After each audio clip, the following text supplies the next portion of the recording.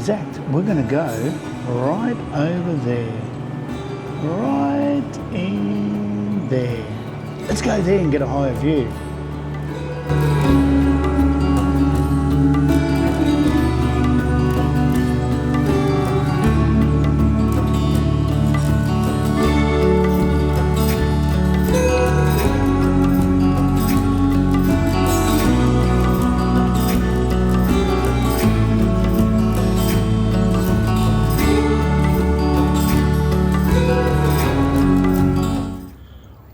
Here we are, KL Tower, and it's beautiful. It's huge, 421 meters.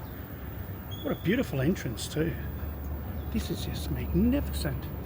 And just over to the side there you can see the Twin Towers. Wow, that's impressive. Nice entranceway.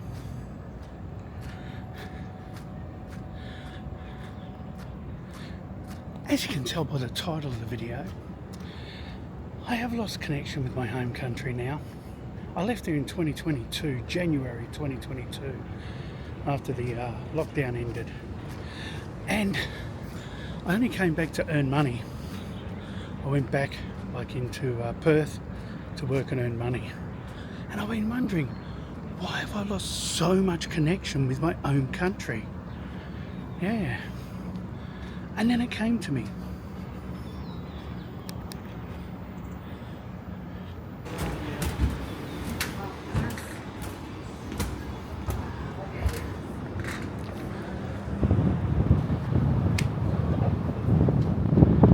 Oh yeah. And right over there, the Twin Towers. That's awesome.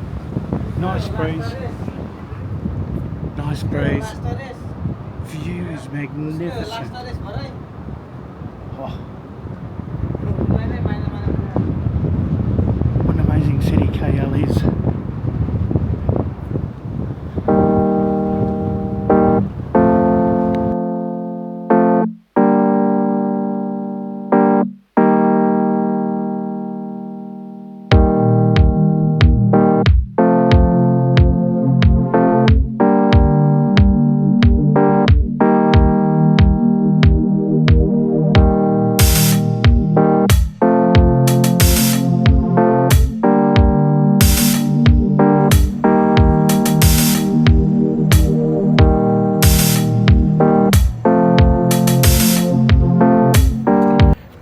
Way over here in the Grab, I was talking to the Grab driver and I realised something. Probably the reason the biggest disconnection has happened, not just because of the changes of the culture and the way things happen there and the ideas have changed, but if you can't afford to stay in your country.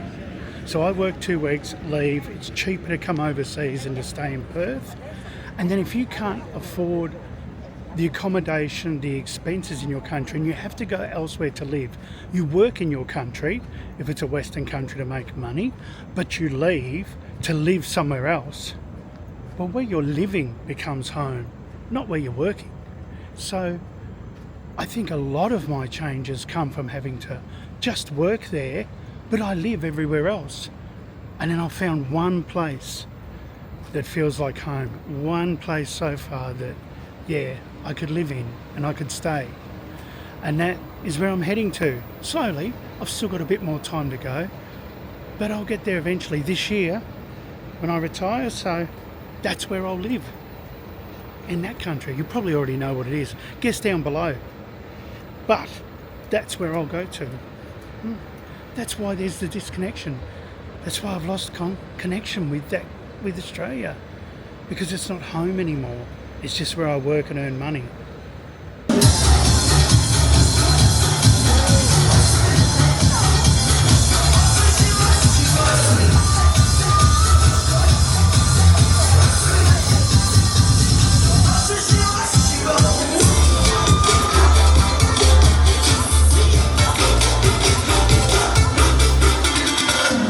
We are beyond excited to welcome each and every one of you to this monumental occasion.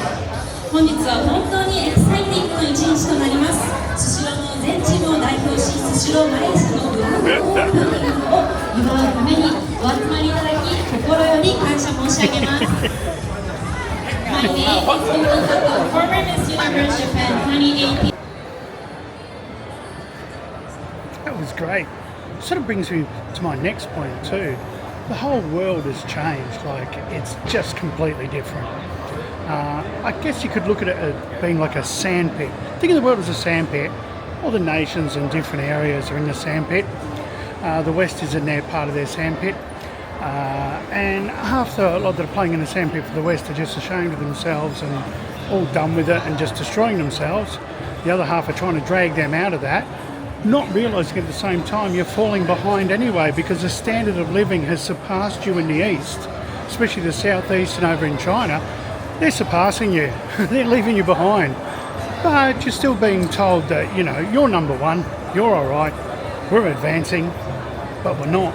So when you actually see that and you get out and visit the rest of the world and see what's going on, yeah, a little bit of that connection chips away. Not the connection with the people. I still love Australians, I still have Australian friends, Australian family, everything like that. Not the only group of Australians I wouldn't support would be the governments, because you know what they are, they're all totally... Sorry about that, had to beep that out. So yeah, so that's how the sandpit is now, and then there's other parts of the sandpit that are always fighting. That part of the sandpit will never stop fighting, no matter what you do. Because there's other interests that need them to fight. They've got to fight. Otherwise, the ka-ching doesn't keep rolling in, you know what I mean? So they're going to keep doing that. So I think that caused a lack of connection, particularly with being in Australia and living and planning my life in Australia. And then we come to the other section too, is consumerism. The Western and pockets of the West in other Eastern and Southeastern countries are obsessed with consumerism. I mean, look at this. This is the mecca of consumerism.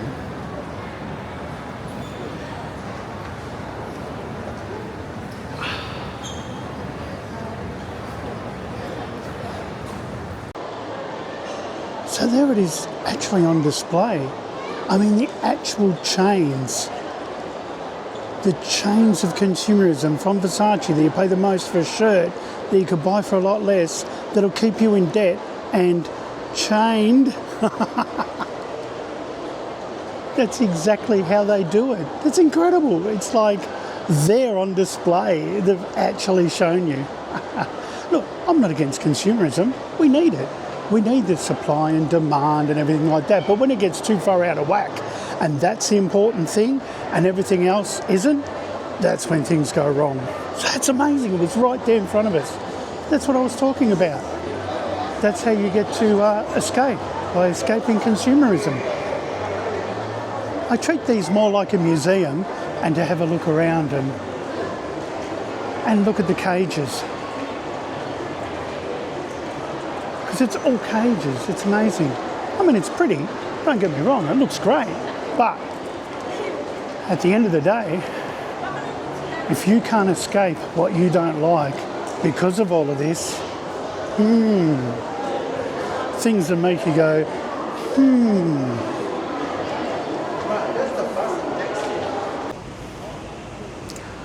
Thanks for watching. If you've come all the way along here, thank you. It's really appreciated. Don't forget to like, subscribe, notification bell, and make a comment down below and send it to a friend.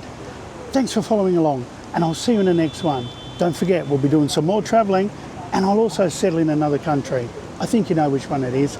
Comment below. See you in the next one. Toodles.